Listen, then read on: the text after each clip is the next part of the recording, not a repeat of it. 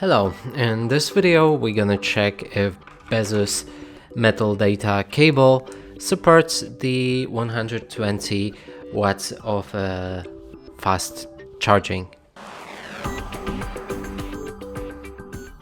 And right here I have Xiaomi 12T Pro, which actually supports ultra fast 120 watts charging, and also I'll be connecting the cable to the 120 watts charger.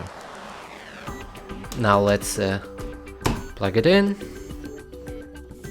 and see if it works.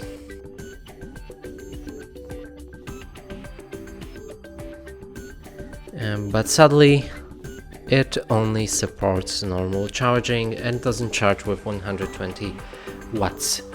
And that's it for this video. Hope you like it. Please consider subscribing to our channel, leave a like and a comment below.